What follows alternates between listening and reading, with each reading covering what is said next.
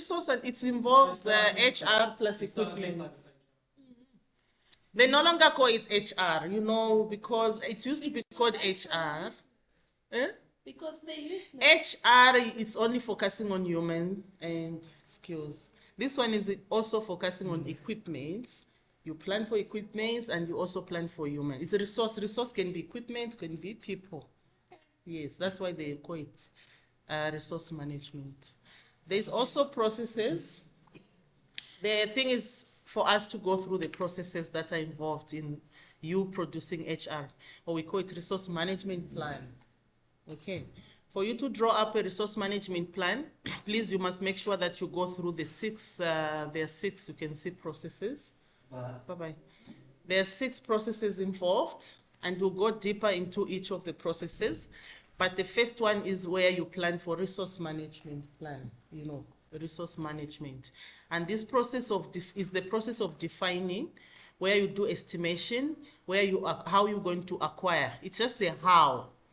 I think in every knowledge area that we've dealt with, we start with planning. I think you remember. It's planning. And all these planning documents are gone where we send them to the project plan documents. They are integrated there.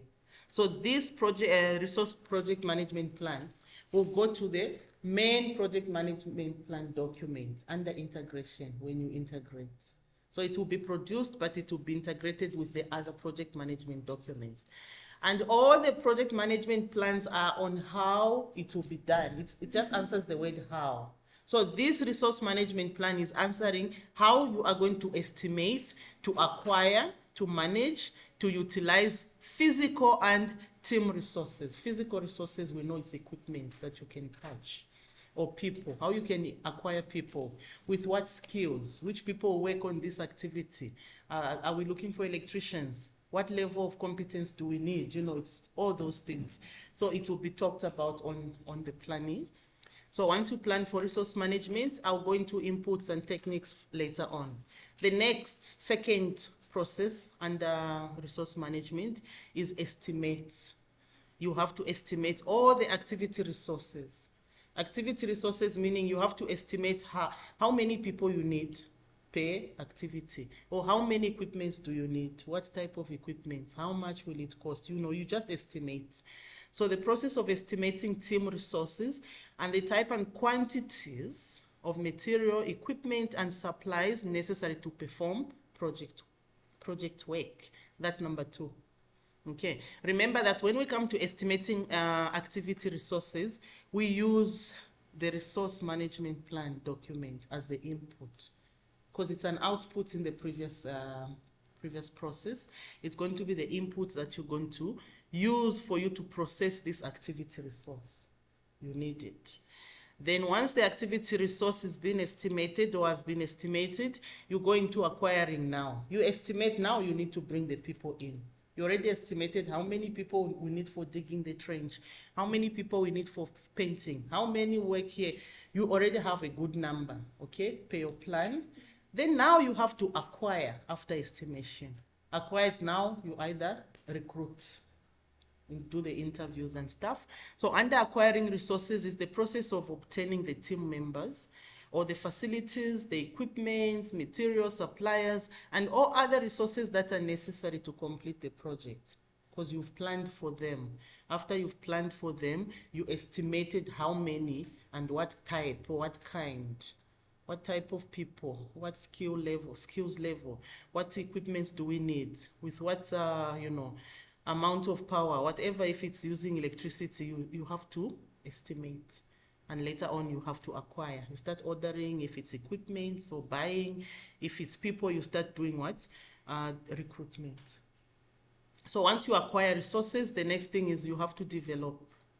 You bring the people in. There are times where you acquire people, but they have less skills, but you still can see potential in them. So as a project manager, there's what we call knowledge development. You start developing them as they are working on the project. You develop them. When they go through training, induction, Mostly when you join a company, they do induction. Even on a project, they'll say this is a totally different project. Maybe you worked with these people from another project. You have to induct them into this new project, how it's gonna work, what, give them a training, developing them before they even start working. Okay. When they start working, you have now to manage, because it's easy for someone to go off track. If you're not managing them, it's during execution where we manage and check, oh, that person is loafing, oh, that person is idling around. Those things, call them, why today you didn't work hard, today you didn't push, all those. You are managing them and giving them guidance. So we'll talk about management and see how a project manager can manage team members. Sometimes it can be after conflicts, you observe they are quarreling or there's personal issues. I don't like this person, I can't greet this one.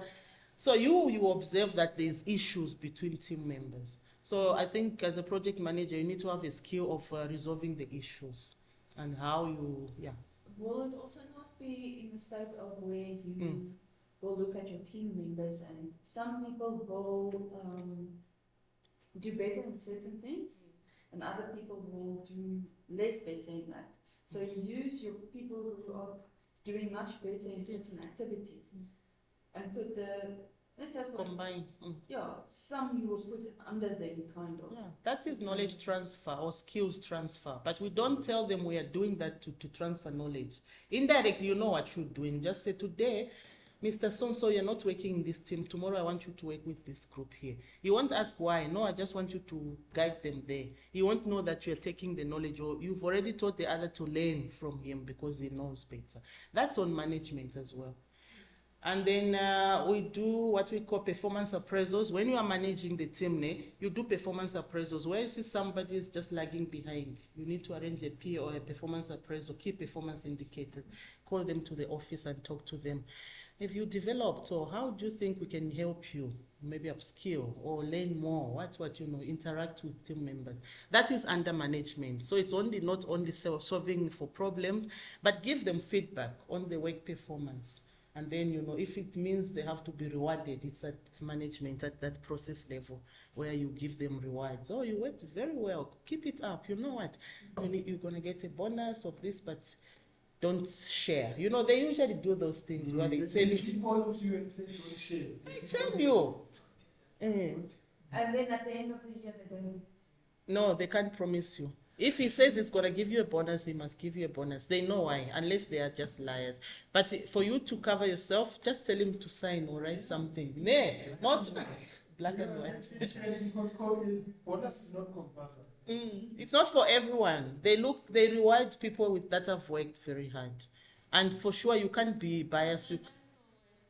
You can do someone else's job and someone else's job and someone else's job. They fired the whole section except one person. Now that person has to do everyone else's job for the same exact salary. But that's the problem that my mom's sitting now with. No, I agree with you. No one else is there and they've all left. Why they fired them?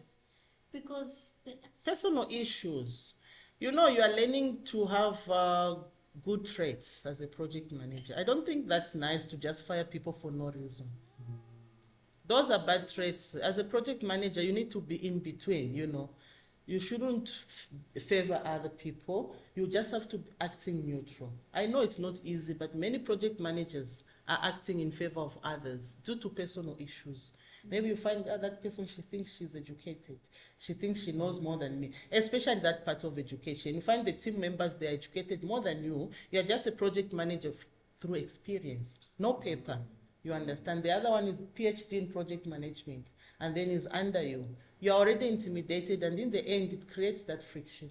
Makes you start treating them like... Yeah, but you shouldn't see it like that. That's what we are saying. But they don't do it that way. Because if the one is, let's say for argument's sake, you have a person that learned from a book and the other one that's learning through experience. You can accommodate by finding the balance for you two.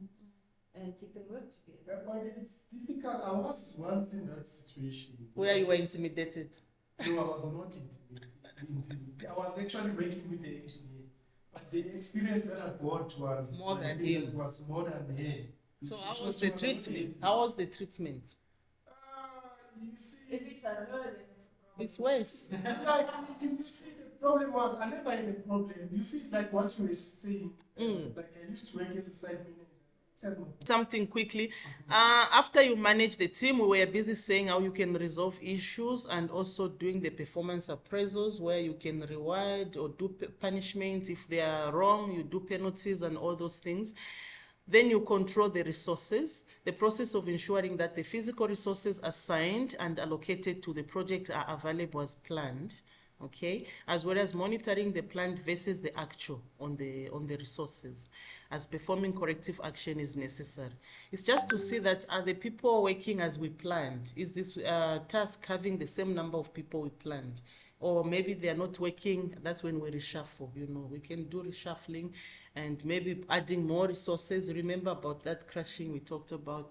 Yeah, you can add more resources to the activity if you want to fast track the project. So they have given this in form of a table. At least PMBOK has summarized this for you to say, well, for you to produce a project management plan, you first have to go through this process plan, which is plan resource management, and which has got inputs.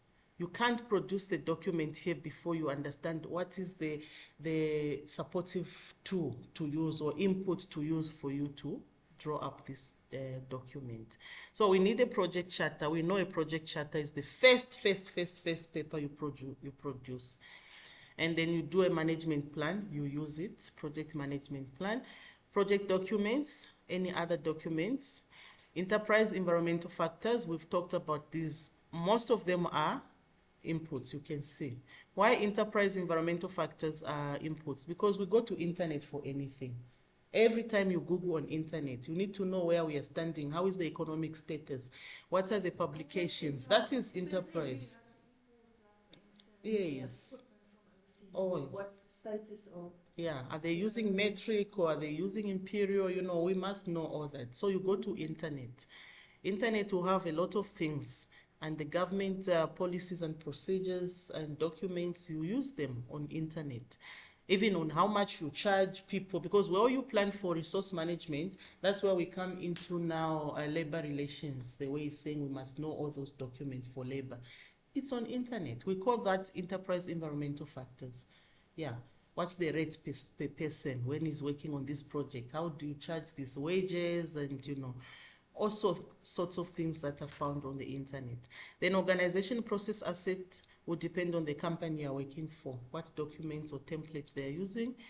And then if there's a question under resource management and they ask for inputs, you know, any questions that you come across with, whether PMI or in my theory questions, they'll ask about processes, inputs, tools and techniques, and outputs. So you just have to get used to the names. Which one is input? Which one is output? You can't use input as output.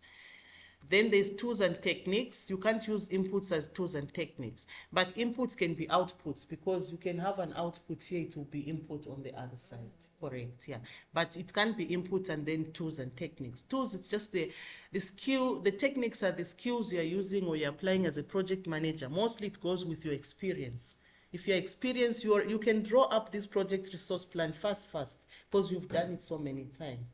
If you are very new, then you have to go to now past history, expert judgment, and then most of the people are also using what? Yeah, any other history data that is saved on the computers. Organization theory and the meetings. Why meetings? They're saying they are important because that's where you interact with other people. What kind of a person do you think we can put here? Because it's very crucial. What qualification? It's under meetings where you discuss. So those are the techniques. So meeting cannot be input, it's a technique. Organization theory also is technique, and data representation where we do it on the data or Excel spreadsheet or anything they use there. So once this is done, you have applied your tools and the techniques. What you're going to produce out is the resource management plan, which is a document which will act like a resource baseline. You know, you are basing all the things you are going to do based on that page or on that document. Then team charter. Team charter is now talking about which people are involved. Group teams, you know. You are going to have each activity with a group team or resource breakdown structure. Sometimes they call it a resource breakdown structure. It's an output here. Why? Because we say, okay, how many people are we having in this project? There are 150. Then we start breaking down. Okay, 4 people work here. We start breaking them down. 7 people will go here. 10 people here. Okay, after that, you break them down until each one is allocated. They put them on a resource breakdown structure. Also on a resource chart. A resource chart is just like where you put, it's the same document anyway, like a resource breakdown structure. Then project document updates. Why do we update the documents? Because there will be changes that have been made that you need to go and now update any other document that was planned initially before you even did this. So that is the time you go and update to put the changes that you have just done. And then this is process number 1. Then we said once you plan for management of resource, you need to estimate how many do we need. Yes, if you want to know how many you need the input. What is your input? Can you see project management plan? Why they go to project management plan? Because already it's got the number, how many people they planned to use, then they have got the machinery planned, everything. That document has every information. So do you take the project management plan from the first process and Yes. copy it into the Yes, second process? from the first process then into. No, this project management plan is not this one. No, I mean the input It's the integration, the one that was done under integration. Remember when you're doing... is the first one. Yes, that's the first one. That's where we take information from. But we are going to there. We're not going to copy that. You- Otherwise, your files are just going to be this. It will be big, yes. There will be changes that will occur here. That's why we go back to revisit the project management plan from the input side to go and update or change. But the project management plan, in many processes, it's the input. Why? Because it's the second document created after the project charter. We know that. When you create your project charter, on the process 5 process groups, the second one is planning. Initiate planning. Under initiating, you do a charter.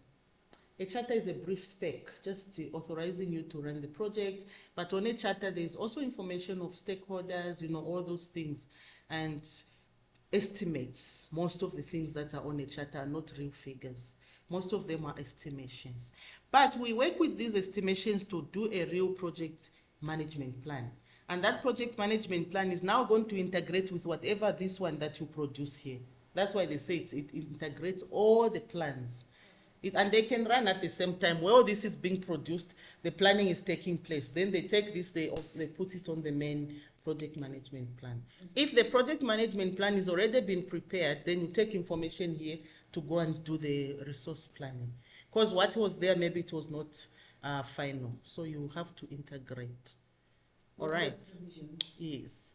After that, you have to also use the inputs to estimate now. You use this one.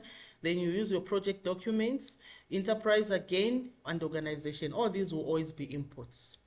Once this is done, you have to apply your tools and techniques. And the tools and techniques are expert judgment. Ask people that have run projects before. And then it's bottom-up estimation. We all know what is bottom-up estimation. What is it? Work from the bottom. You estimate from the bottom of the, then you go up. So you need to estimate how many people do we have at the bottom here? There are 10. Okay, how many do we have in this group? 20. Then you go until you get the total number up here. It's the same as working against the resource breakdown structure, but not coming down, but going up. But in the end, the total number there should add up. All these working in small activities there. Okay. Then you can also estimate using analogous estimation, which is what? History. History, yes. Analogous is using the past history. Parametric estimation, what is it? It's not history, but it's using... Isn't it the one that with a lot of dots? No. Scatter. No? Scatter diagram, no. When we talk about parametric, we are talking about, there are those figures that are standard, based per unit cost. When you say they sell cement, every 50 kg is weighing so much. They use a certain figure. That's why they say it's a parametric. They use a certain number to estimate It's not cost per the something. definite amount. They just give an estimation. estimation, but per item. The cost per item, cost per item. Or you can say cost per person, how much each person will cost for us to pay. You know, it's a cost to the company. If you hire me with a master's, obviously I will deserve more money, with experience, obviously, so they know that rate of Christabel will be more than another person. But the rate will depend on the internet again, and the company, you know, the government website, the labor law, how much do they pay? You know, lecturers, teachers, they have got standard rates of pay. Can you say that parametric is the same as to say the average? No, not average. It's not average. It goes with a unit cost, let me just say. Like a unit cost. Unit cost of anything. Unit cost. Change when like the currency and that changes. It will change. So how many times do you need to update? You have to go to, that's why we are always revisiting the enterprise environmental factors to see what's the rate currently. And how much are they paying a lecturer, or how much are they paying a project manager? How much are they paying an electrician, whoever with maybe from school direct, and there are those with experience from 10 to something years. There are different rates. But you as a project manager, you need to be up to date. Why are we using these tools and techniques? Because there's no way you are going to estimate how much money you will pay your workers if you don't know this information. It's a technique. So we are not saying you can use all of them. It depends with the project you are dealing with at the moment. There are times you use all of them, and there are times it's not necessary. You just use expert judgment. Maybe you use parametric, done. Then the rest you don't choose. But for the sake of exam, you have to know that these are tools and techniques and what they are. All right.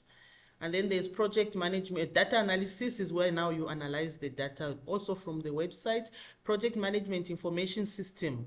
You know this one, it's a software. They say every project manager must be competent in one or two softwares. You can either use Excel, others are using Excel, but there's many softwares that are coming on board whereby everything is done on the computer. So this project management software is a system that you can just feed. I've got so many people that have done electrical engineering. It's going to calculate for you how much it's going to cost you to And it pay. keeps up to date with- For sure, with a system, with government, yes, system. But those things are expensive. We know. You have to charge as well. Also, That is why when they put all those things to maintain. to maintain, to catch up with the website or the government, you know, even the economy itself, you need to know where the economy is sitting. You need to be up to date, especially the labor policy, the labor law, you have to know. As long as you're going to be a project manager. Otherwise, you're going to say, okay, I've put that, I'm going to pay this one, this. When you go to management, they'll refuse because they know. Management, most of them, they know the labor law. They know how much it can cost. So you can't exaggerate. Then they take you to say, Yes. You need to follow processes. Mhm. See, Grievances. When you Verbal warning, final warning, and all that, and all the processes that will follow. So when we come to managing, I think that's where it is done, on managing, when they are quarreling. So you'll be given scenarios also in many of the tests, like you're a project manager, you find that the team members have fought, and they have fought over this and that. What would you do? You know, so you have to know which process to follow, following the grievances and stuff. Mhm. All right, and meetings also will always be part of your tools and techniques. Then the output, once all this is done, you're going to produce resource requirements. Why they call it resource requirement? Because at that point, that's when you are estimating how many people, how much machines, how many machines do I need? Then yes, you need to have a document that says this is what we require. Output. And then basis of estimation, also where you base your estimation on. We did estimation based on this and this and this. It's a document that states how you did the estimation. Did you estimate based on bottom-up estimation? Did you estimate based on parametric? It's a document that you need to draw where you based your estimations on. Because remember, you're estimating. This is process called estimation. They are not actual, but you're estimating based on something. So there must be a I'm paper. just thinking that you have done really your research in it, and you're asking how I've done it. Yes, But- there must be a But document. I've already done it, so there's the proof. Which proof? So your input Yes. of all your estimation. Yes. But now that Output is now the paperwork printed. oh, Yes. It's now the paperwork. You are going to print resource requirements. It's a document called resource requirements, meaning that each activity with which type of people, with which skills. I thought that is part of input. No, it can't be input. Is input like your research? Yeah, input is things that will help you achieve your estimation. Okay, so that's research. Yes, And then research. output is the physical. Correct. Paperwork, printed and filed. So you can mention a resource. You see now it's resource work breakdown. They call it resource breakdown structure, where you break down your resources. Then project documents update. You always update the project documents. Why you always update project documents? Because what you are doing currently might not have appeared initially there. So whatever changes that will be appearing here must be reflected where? In your project planning and any other documents. Yeah, maybe assumption logs, what, you have to update. So that things are speaking to each other like that. And then there's a third one, which is acquire resources. When they ask you to acquire resources, number 3, after you do your estimation, based on the estimation and looking at whatever we've got here, we can now employ, or we can now recruit, we can now, do procurement of machines if we need machinery or material and all that. That is under acquiring of resources. The input to acquire resources, you can't manage to come up with the process of acquiring resources if you don't have information. And that information is the information coming out from the previous process, which is these processes mentioned. And also the main document, which will always be your input, is a project management plan. Project documents, the enterprise factors, and organization process assets. That's how you can also use any outputs from here to be inputs here. Because how can you acquire resources? You don't have a resource breakdown structure. You need to look at the resource breakdown structure because it's saying we need 10 electricians here. Here we need the mechanical engineers 5. Here we need those how many. So you need to know how many of each before you start acquiring for resources. All right. And then the tools and techniques that we need is decision making before you acquire. Why? Because you have to decide with other project managers exactly what type of people you want to employ. It's not only you alone, but you need to have good decision making capabilities where even if you are alone, you are deciding, but they are going to back you up, the other people. You don't just decide. You decide on something that you have proof on, you have experience on. You can say for sure here I need someone who has worked for 10 years or who has worked for 2 years but has got at least a certificate. No qualification, no. Because you are using your decision making capabilities. Then you can also use your interpersonal and team skills. The interpersonal skills are those skills you develop each and every day as a project manager. So your skills might not be my skills, though we have learned in the same school. You can have more skills because you are more experienced. So use them. And the team skills is how you manage your teams. You can't acquire proper skills if you don't know how to manage them. You must make sure that you acquire skills that you'll be able to manage properly. Yeah. And then the pre-assignments is now when you start giving them work. While you're acquiring them, you want to give them assignments just to see if they can be capable of doing something. It's like they test you.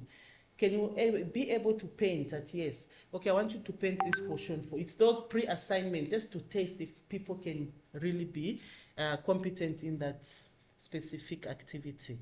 You use that technique also to acquire resources.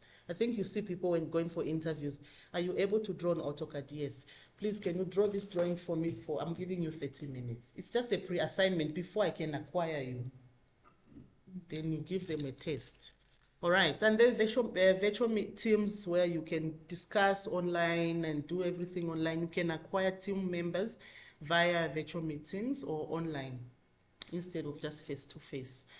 All right, so these are the tools in acquiring resources, tools and techniques.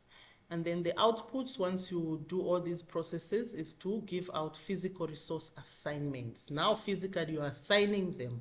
You have acquired them. Yes, they are here. So allocate them to where they belong. That is now physical resource requirements, what they need, project team assignments. Physical resource is now equipments. You assign equipments. This machine is for this is for that. When we come to team member assignments, is now where you start allocating them to different parts of the project. Because the project might be huge, but different phases, allocate them to those tasks. And resource calendar. You remember what a resource calendar is? Can somebody remind me? Me, I know. Can somebody tell us?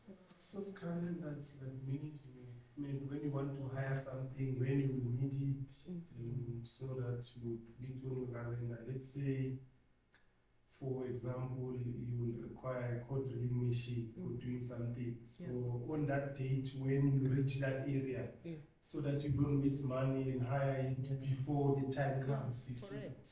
And also people that you will require on site, you don't have to actually Have allocate them someone on available. site before time when they Yes. must do the job. So you need to wait the exact time. Because they have got other duties. When we come to resource, let's say human resource calendar, is when you allocate people on specific dates when they are available. Because you might have other duties you are performing while the project is running. So when they need you is when you are going to appear on that. Maybe Mrs. Piri is needed from 9 to 20 July.